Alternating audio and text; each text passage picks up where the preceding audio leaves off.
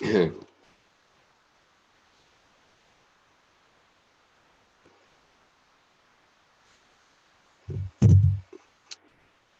good afternoon. I wanted to do the next chapter of Liber Secundus. So I'm reading from the Red Book by C.G. Jung, Reader's Edition. I'm on page 388, and this segment is called The Way of the Cross. Now, this continues to be an active imagination of Dr. Jung, this particular one dated January 27th, 1914, so approximately 6 weeks after he began to have his active imaginations, which appear in the Red Book. Hello, Owen. Welcome. I'll come back to comments later. But anyway, I want to read this short passage. It's 7 pages long. So here we go. The Way of the Cross. I was the black serpent. No, wrong. Sorry.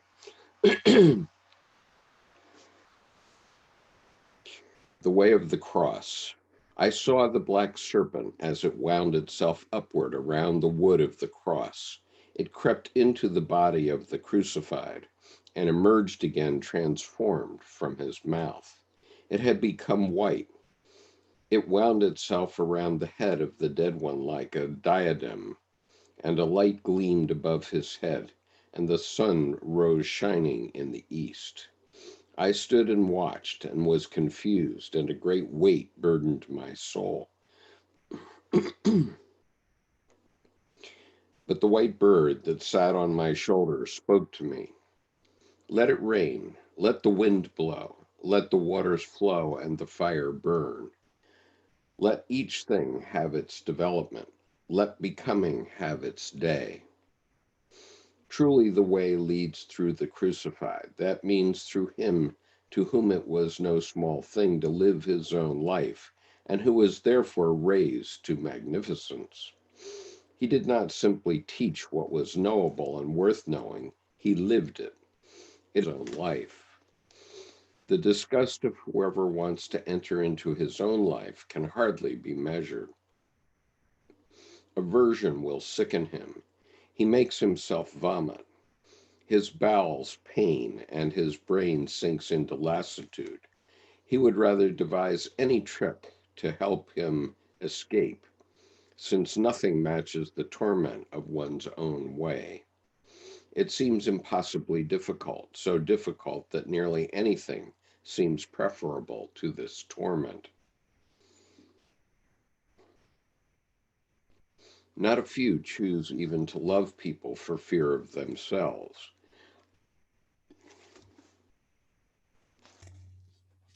Not a few choose even to love people for fear of themselves. I believe, too, that some commit a crime to pick a quarrel with themselves. Therefore, I cling to everything that obstructs my way to myself. He who goes to himself climbs down, pathetic and ridiculous forms appeared to the greatest prophet who came before this time, and these were the forms of his own essence. He did not accept them, but exercised them before others. Ultimately, however, he was forced to celebrate a Last Supper with his own poverty and to accept these forms of his own essence out of compassion, which is precisely that acceptance of the lowest in us. But this enraged the mighty lion, who chased down the lost and restored it to the darkness of depths. And like all those with power, the one with the great name wanted to erupt from the womb of the mountain like a sun. But what happened to him? His way led him before the crucified, and he began to rage. He raged again, the man of mockery and pain, because the power of his own essence forced him to follow precisely this way as Christ had done before us. Yet he loudly proclaimed his power and greatness. No one speaks louder of his power and greatness than he from whom the earth disappears under his feet. Ultimately, the lowest in him got to him, his incapacity, and this crucified his spirit, so that he himself had predicted his soul died before his body. No one rises above himself who has not turned his most dangerous weapon against himself. One who wants to rise above himself shall climb down and hoist himself onto himself and lug himself to the place of sacrifice. But what must happen to a man until he realizes that outer visible success that he can grasp with his hands leads him astray? What suffering must be brought upon humanity until man gives up satisfying his longing for power over his fellow man and forever wanting others to be the same? How much blood must go on flowing until man opens his eyes and sees the way to his own path and himself as the enemy and become aware of his real success?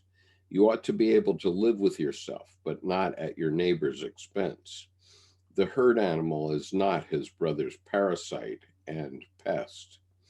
Man, you have even forgotten that you too are an animal. You actually still seem to believe that life is better elsewhere. Woe unto you if your neighbor also thinks so. But you may be sure that he does. Someone must begin to stop being childish. Your craving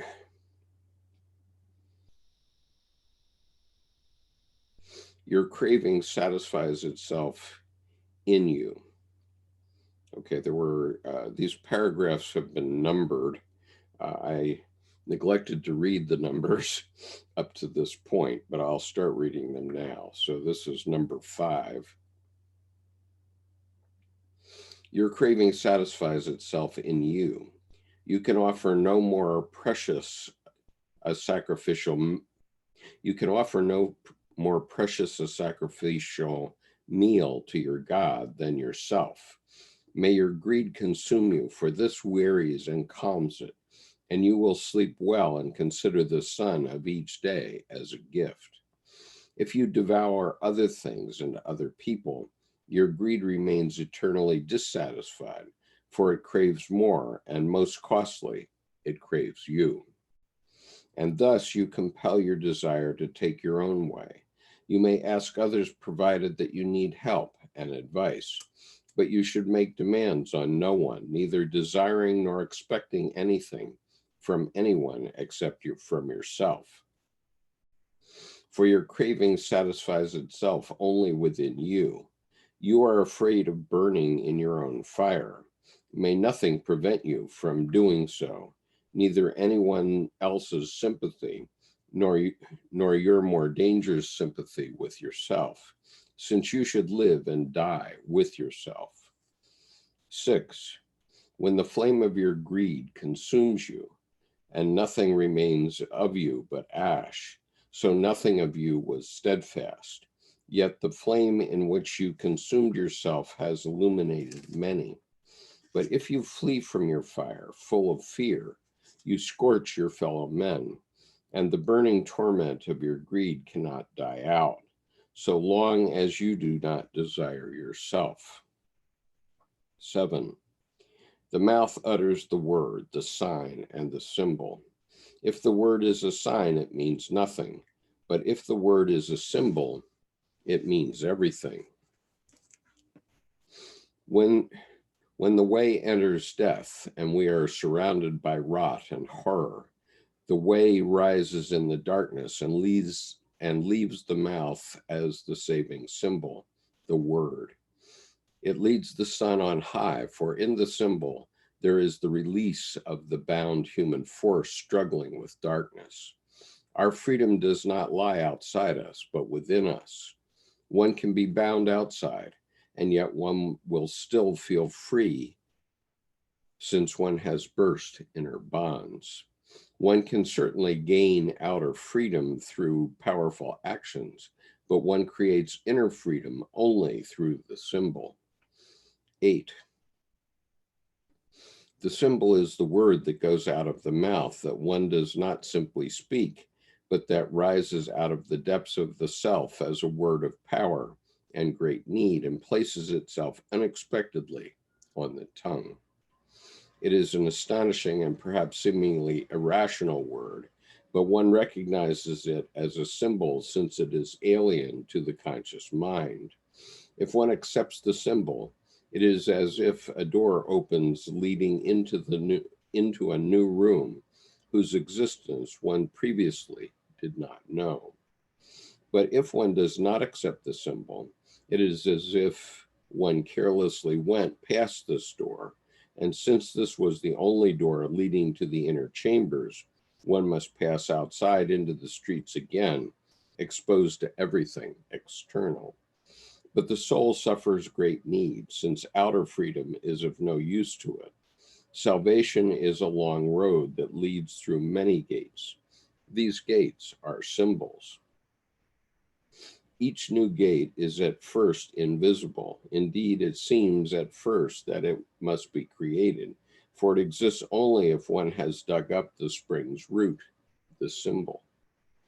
To find the mandrake, one needs the black dog, since good and bad must always be united first if the symbol is to be created.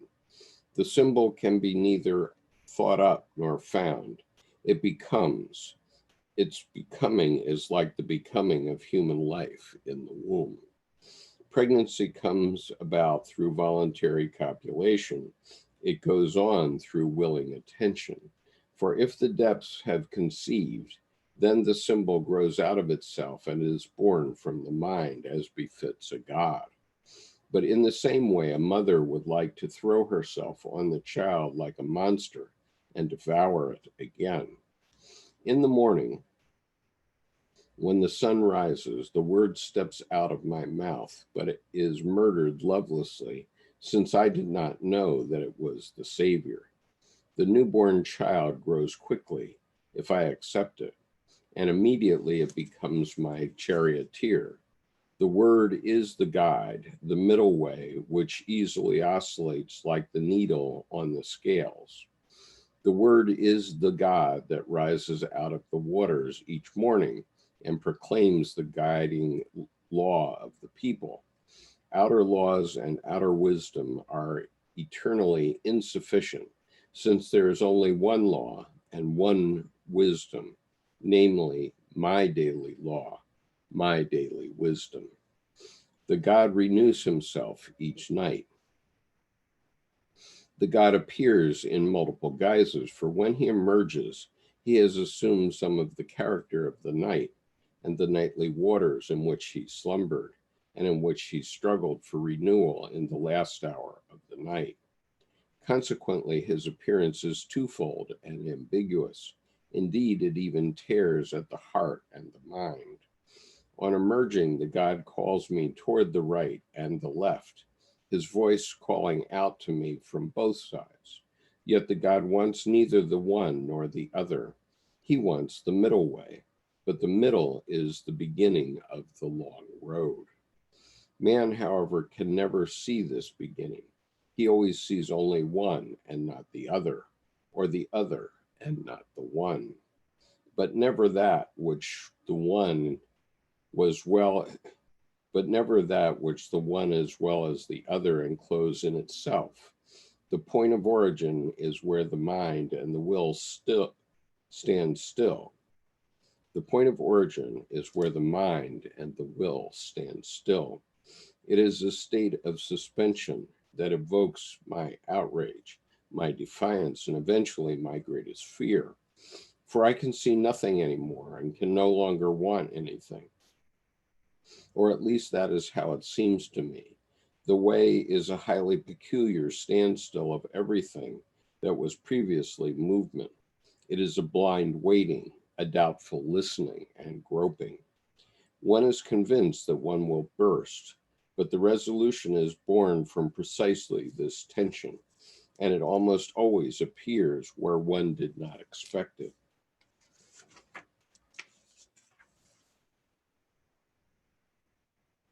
But what is the resolution?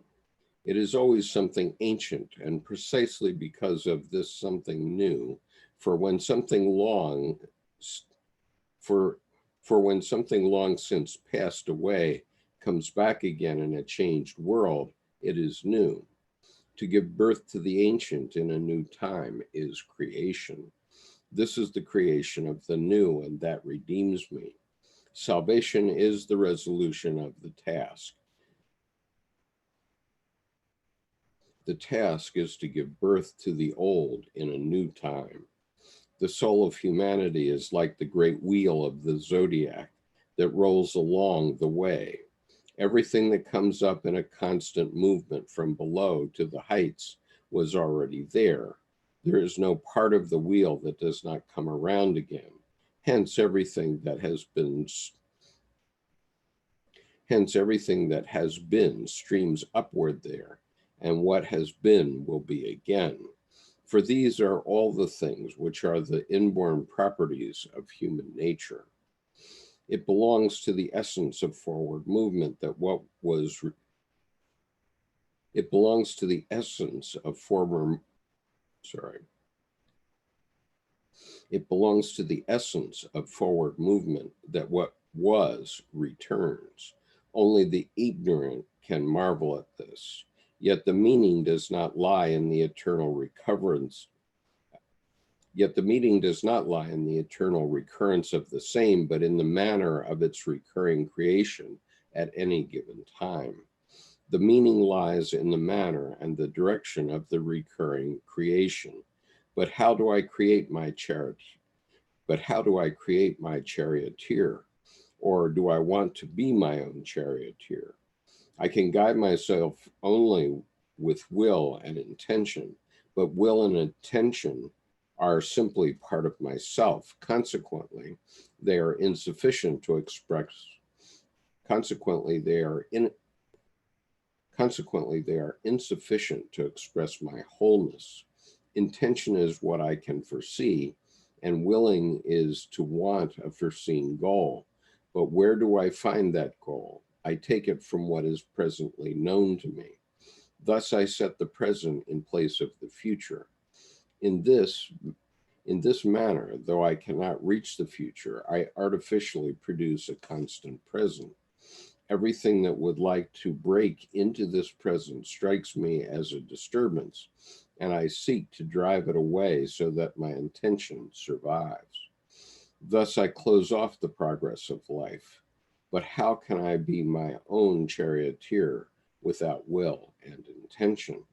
Therefore, a wise man does not want to be a charioteer, for he knows that will and intention certainly attain goals, but disturb the becoming of the future.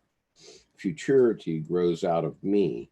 I do not create it, and yet I do, though not deliberately and willfully, but rather against will and intention. If I want to create the future, then I work against my future. And if I want to create it, once again, I do not take sufficient part in the creation of the future. And everything happens then according to unavoidable laws to which I fall victim. The ancients devised magic to compel fate. They needed it to determine outer fate. We need it to determine inner fate and to find the way that we are unable to conceive. For a long time, I considered what type of magic this would have to be, and in the end, I found nothing. Whoever cannot find it within himself should become an apprentice. And so I took myself off to a far country where a great magician lived, of whose reputation I had heard. Okay, so that's the end of this section, The Way of the Cross. The next section is The Magician, and it goes on for some 60 pages. I'm going to go back and read some of these long footnotes that relate to this reading. I'm happy these are helping you. Okay, so as I said earlier, just wet my whistle here. Okay, well, one of the things that's being talked about here, which is something that Dr. Jung spent years um, elucidating in his writing, is the idea of the symbol. And what he's talking about is that for everything there is its opposite. And you could think of it as two sides of a coin, for example. Um, and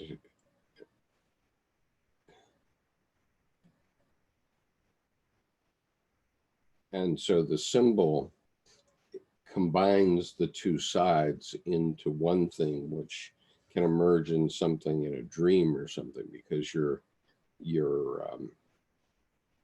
psyche is able to synthesize and say these things go together, things that you may not recognize.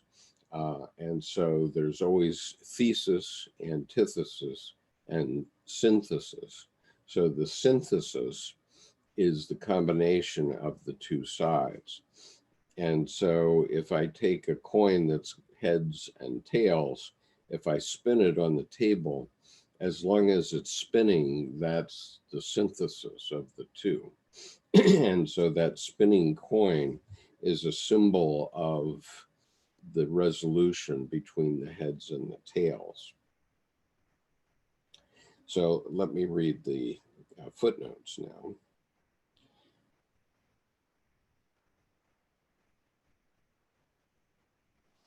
The first one says, and this is at the very beginning of this segment, Jung's marginal note to the calligraphic volume, 25 February 1923, the transformation of black into white magic. And then it says that this act of imagination occurred on January 27th, 1914. So it's about exactly 6 months before the beginning of World War I. It's about 6 weeks after he began to do these active imaginations, which he recorded in the Red Book. So I'll read the text here. I saw the black serpent as it wound itself upward around the wood of the cross. The footnote reads, the draft continues, the serpent of my way.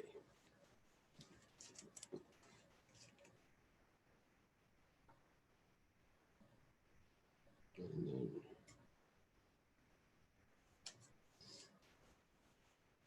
the text reads, but the white bird that sat on my shoulder spoke to me. And the footnote reads, in Black Book 4, this is spoken by his soul. In this chapter and in Scrutinies, we find a shift in the attributions of some statements in the Black Books from the soul to the other characters. This textual revision marks an important psychological process of differentiating the characters, separating them out from one another, and disidentifying from them. Jung discussed this process in general in 1928 in The Relations Between the I and the Unconscious, Chapter 7, or Collected Work 7. The technique for differentiation between the I and the figures of the unconscious. In Black Book 6, the soul explains to Jung in 1916, if I am not conjoined through the uniting of the below and the above, I break down into 3 parts, the serpent, and in that or some other animal form I roam, living nature demonically, arousing fear and longing. The human soul living forever within you. The celestial soul, as such dwelling with the gods,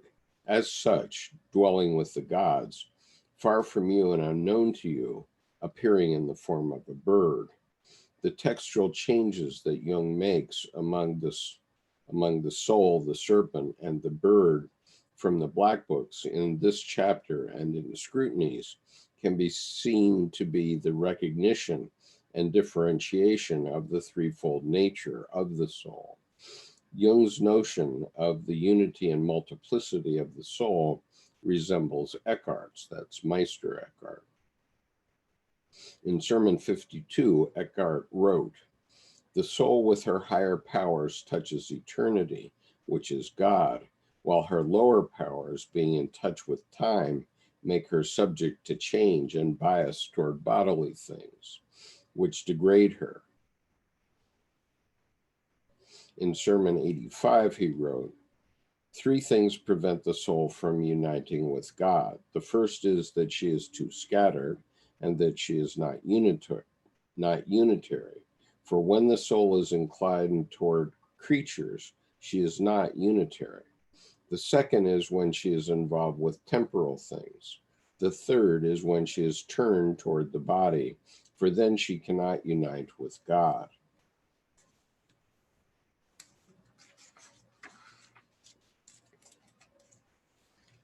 Okay.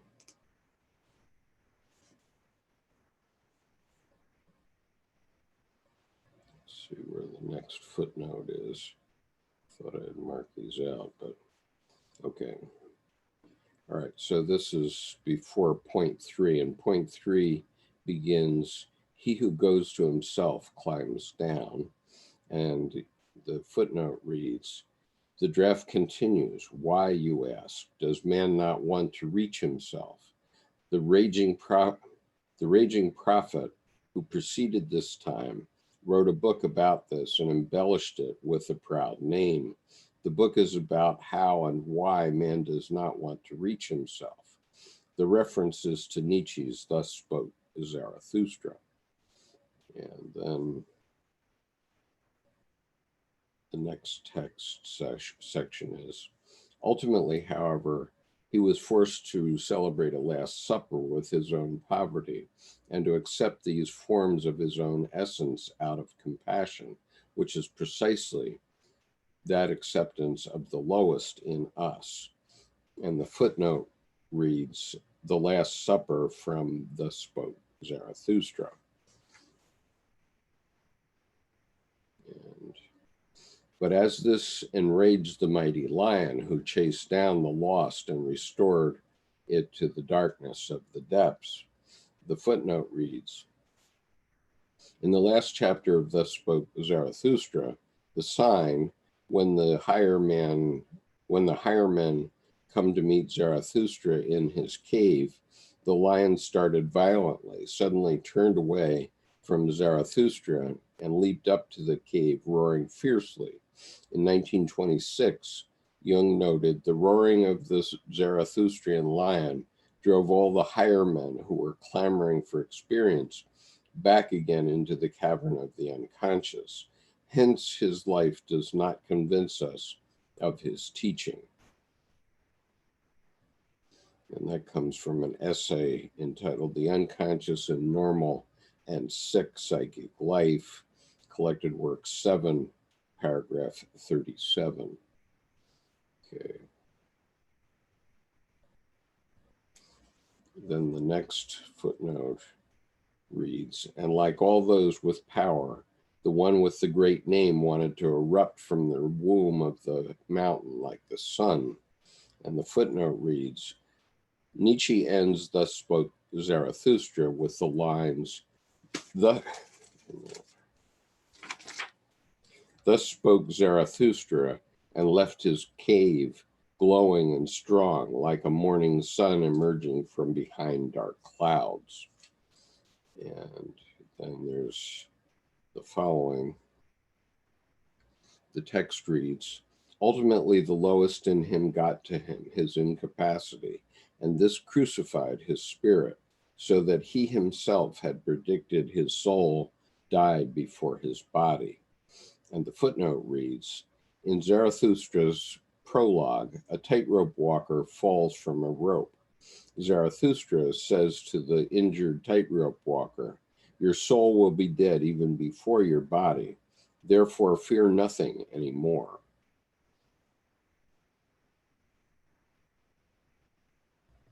That was from Zarathustra, paragraph 6, and it's underlined in Jung's copy.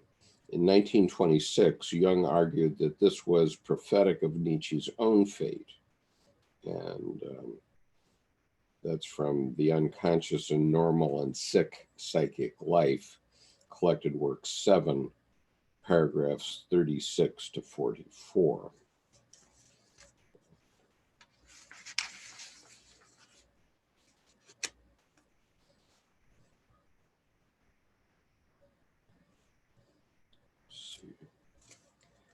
Okay, then the text reads, if the word is a symbol, it means everything. And the footnote reads, for Jung's differentiation of the significance of signs and symbols, see Psychological Types, collected work 6, paragraph 814 and following. And then the text reads, to find the mandrake, one needs the black dog. And the footnote reads, the mandrake is a plant whose roots bear some resemblance to the human figure. Hence, they have been used in magical rites. According to legend, they shriek when they are pulled from the ground. In the Philosophical Tree, 1945, Jung noted that the magical mandrake, when tied to the tail of a black dog, shrieks when it is torn out of the earth. Collected Works 13, paragraph 410.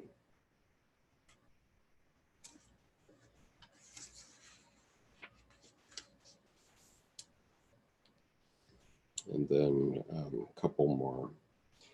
The text reads, it belongs to the essence of forward movement that what was returns. And the footnote reads, the draft continues, everything is forever the same and yet not, for the wheel rolls along on a long road, but the way leads through valleys and across mountains.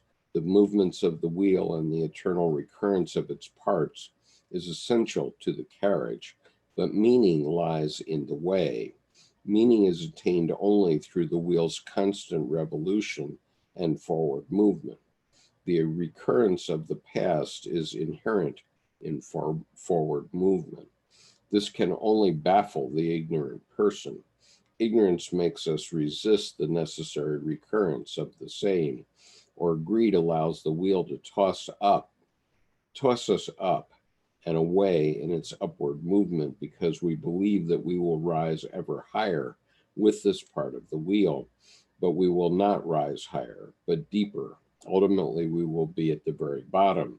Thus, praise standstill, since it shows you that you are not bound to the spoke like Ixion, but sit alongside the charioteer who will interpret the meaning of the way to you. In Greek mythology, Ixion was the son of Ares. He tried to seduce Hera, and Zeus punished him by binding him to a fiery wheel that rolled unceasingly. And then the final footnote. The text reads, yet the meaning does not lie in the eternal recurrence of the same. And the footnote reads, the notion that everything recurs is found in various traditions, such as Stoicism and Pythagoreanism, and features prominently in Nietzsche's work. There has been much debate in Nietzsche's study as to whether it should primarily be understood as an ethical imperative of life affirmation or a cosmological doctrine.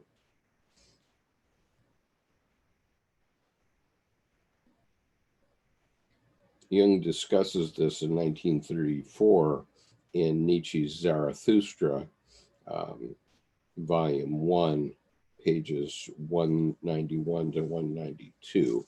And so Nietzsche's Zarathustra, in this case, refers to Dr. Jung's his lectures on Zarathustra. Mind you, Thus Spoke Zarathustra is a 200-page long book, but Dr. Jung gave 89 lectures on Thus Spoke Zarathustra, and they run to 1,600 pages. So there's a lot there. And Christian says, hello, because of you, I started reading Man and His Symbols. Great. I hope you find it useful. I found that when I read it the first time, which I read it slowly over a period of 9 months, and the way I did it was every night before my wife and I went to sleep, I would read 3 to 4 pages. This occurred in 1990. I just read 3 or 4 pages before we'd go to sleep, and then we went to sleep.